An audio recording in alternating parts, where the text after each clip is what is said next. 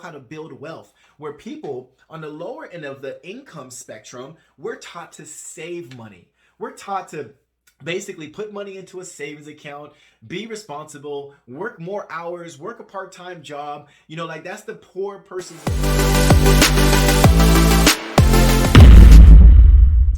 What's up, you guys? What's up? My name is Joe Green, and this video right here, I'm going to show you exactly what you need to do to start making that six-figure empire that you've always wanted online. I remember when I used to own my brick and mortar gym, and it was great. I loved it. I was a personal trainer for years. I've always been helping people with their nutrition and their fitness. One of the things that I encountered that really was a damper on my parade was that when the seasons were slow, when people didn't want to sign up for memberships because of holidays, summer breaks, spring break, whatever the case may be, I heard everything, but we knew when it was going to be slow, and there was really nothing that I could do. It was just like really like tighten things down. Hopefully we saved enough money until the membership started to pick up. Well, I quickly realized that there was no way we can continue to do this with this stressful up and down, up and down. So what I decided to do was create multiple streams of income. I started selling supplements, and I started kind of raising our income. Then we started doing meal plans. Then we did meal prep. Then I started doing private coaching and just kind of like my existing customers, finding different ways for them to spend more money because I had to make sense of things with my funds, or else times would be really tough and stressful. And I didn't want to put myself or my wife or my employees through that. I had 12 employees, and then it came to a point where I realized, my radius around my gym was only like 2 to 5 miles. Like that's about as far as people would be willing to travel to go to the gym. You got your few outliers, people who would travel a little bit further, but that was few and far between. For the most part, if you weren't down the street from somebody, they're looking for the next gym that's quick and easy for them to get to. And I don't blame them, so when I finally started taking my business online, I made a lot of mistakes, and I had to hire myself a couple coaches, to really learn how to monetize my business online. And it blew my mind that after just a couple short months, the money that I was making every month to month in my brick and mortar gym, I far exceeded it online. And I realized one thing: my radius went from 2 to 5 miles to the entire globe. I was coaching people all around the country. I was coaching people in Canada, Australia. I had someone in South Africa, all around Europe. Like it was awesome because I'm meeting these different people, and of course, food and traditions and culture was completely different with everyone who I worked with outside the U.S. borders. So that was a challenge for me, but it was awesome to know that I was able to still conduct business with people and really bring in a nice income. So long story short, I sold my gym. I sold my brick and mortar because I'm like, why? Why am I working this hard and paying all these extra bills and all this overhead, and these expenses when I can keep most of that revenue, and now I can make it a profit because I'm no longer paying rent to this business. I'm no longer paying all these salaries for all these employees. I'm no longer, staying to the wee hours of night, cleaning the gym, blowing it out, scrubbing toilets behind strangers. That just wasn't a life I wanted to continue doing, for the rest of my entrepreneur career. So things had to change. Now, what I want to show you guys is how you can go from not knowing what to do. Like you're kind of like lost as far as, you got a skill, you have something to offer, but how do I get people to buy it? Because it doesn't matter how pretty your training course are, your video courses. It doesn't matter how awesome of the knowledge you have, because I'm sure whatever that you're doing can really change someone's life. Or maybe you want to join a coaching program. I have one that's called Dream Builders, and I teach people how to go online, launch businesses, and make lots of money. But I always tell them the formula doesn't change. And I want to share that with you guys right now. I want to give you guys just a real great breakdown of exactly how I teach my students when they come through my Dream Builders program and what they learn to start monetizing their business immediately versus trying things, making mistakes, wasting time doing hours of endless research. You don't have to do this. Matter of fact, the more complicated your systems are, the harder it's going to be for you to actually make a sale. Because if it's confusing for you, it's going to be confusing for your customer. Your customer just wants to be able to do something like when they walk through a store. I see an item, I like it, I want to buy it. But if you make them go through all these hoops and all this fancy stuff and automations, trust me, it's not worth the time invested. It makes you feel good, but the customer gets pretty annoyed. They don't want to click a bunch of buttons. They don't want to have to go through all these hoops to try to figure out how to buy something. So you want to make sure you prevent that. So anyways, right here, I always tell people, what is your master story? What is something that can resonate with someone? Like I know when I was working my 9 to 5 job, I worked in a cubicle. There was no windows. I every day it just seemed like I was serving a prison sentence. I just wasn't juiced and excited about giving my all. I was doing just enough to stay out of trouble, but I was pretty average at best. And I remember one day as I'm lacing up my boots, I just thought to myself, like, I can't do this anymore. I had 5 more years to retirement, and I thought, do I want freedom? Do I want to start living my life? Or do I want to continue on with this 5 year prison sentence? And you guys know just as good as me, a lot can change in 1 year, let alone 5 years. What if I lost my drive? What if I lost that inspiration and commitment to wanting to be an entrepreneur? What if I just go ahead and I retire and I go find another 9 to 5 to work for somebody else and I'm miserable all over again? And I just continue on that prison sentence. I didn't want that. I knew right then and there, change had to happen. So before I just went up and just quit my job, I started that business entrepreneur journey of mine. That's what I did. And now fast forward to today, I work from home. I got more time than ever to spend time with my children. I drop off at school. I get to do my workout. I can travel whenever I want to. I can work from my phone or my laptop and still earn money while I'm out vacationing or just on my business getaways. So like for me, I created a lot of flexibility and a lot less stress. And my origin story comes from hating my job, to getting to the point where I said enough is enough. And then I find myself working for myself. I put in the work, because it's not automatic, right? If launching a business was just that easy, doing it by yourself with no guidance, then everybody would do it. No, like you need to get in a room of people who've done it already and are successful at doing it. And that's the kind of people you need to get yourself around. Because if you continue hanging out with people who are employees, they think like employees, they talk like employees, and they're going to push that on you. And then you're going to start to take on that characteristic. And you don't want that. You want more. You want to do more. So you got to come up with your master story of like, when did that big change in your life for whatever it is that you offer of value? What is that story right there? Maybe you need to learn something new. Maybe you're like, Joe, I don't really know. I don't really have a skill or a talent. Look, listen, it's going to be super easy. Go learn something. Maybe you might need to go buy a program because maybe you're interested in real estate. Maybe you're interested in, doing a car rental business like Turo or something, or maybe Airbnb. Learn the business and then you want to do it and make some money as you're doing it. So you understand, okay, like how much work needs to go into this, how much planning, how much preparation, what systems need to be in place in order for you to be able to generate an income.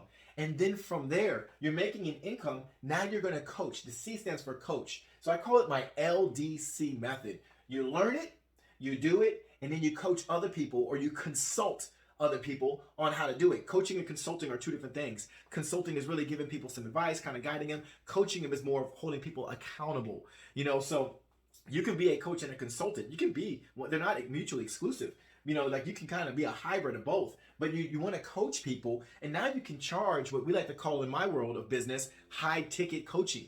So high ticket coaching, that means different things for different people. You got your experienced coaches where they charge no less than 20 grand, 50 grand. Like that's where they're talking about high ticket. Or you might get some newer coaches where they're charging, anywhere from like $2,000 to $5,000. And for them, that's high ticket. Anything in the thousands could be technically considered high ticket. You're not charging someone $20 or $100 here and there. That's what we call low barrier offers because most people can afford a couple $100. But if you want to work with high value customers who are going to pay attention, well, people who pay attention. Hopefully that makes sense for you guys. So you learn it, you do it, then you coach it. And now that's money in the bank right there. But here's one thing that I teach in my program. When you're creating money that's going into the bank, you want to invest. You see how that money is going right in there to real estate?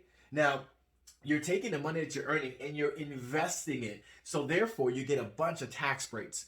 And this is like a savings account, y'all, that keeps growing because you can keep your money inside a bank and it grows at what, 0.3, 0.5% per year? Or you can put it inside a home and now you're growing at 15, 20%, based off the interest and the value. And I remember the home that I bought, originally it was like $450,000. Well, now on the market, 6 years later, this is 6 years, you guys, my home is almost worth double of what I paid for it. Almost double.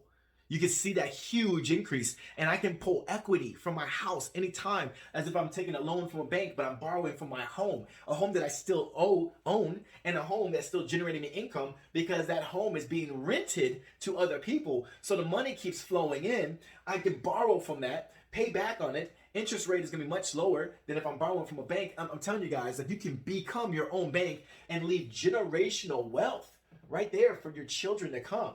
So the one thing I tell people all the time is, once you learn something, you do it, and you're ready to start coaching it, you need to have an audience.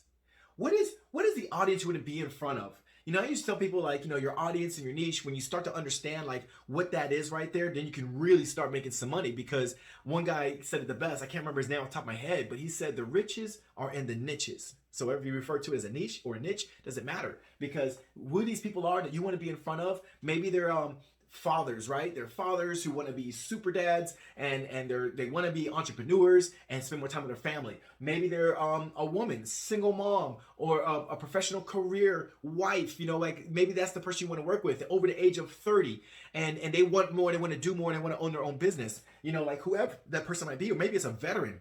They retired and they don't want to work another 9 to 5. They want to enjoy their retirement and work for themselves.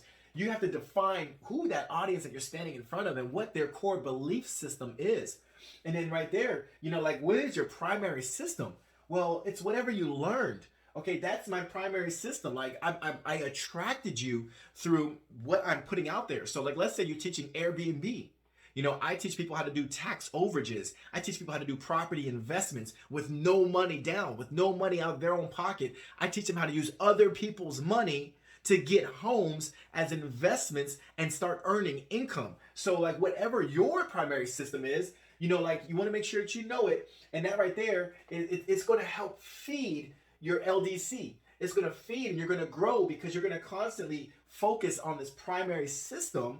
And then so as you continue to learn and you continue to do, you can become a better and better coach. That's why I tell people all the time, you got to continuously invest in coaching programs. Like, things are always evolving. Things are always changing. Just because you paid for a mastermind coaching program like 5 years ago, 10 years ago, things are different now.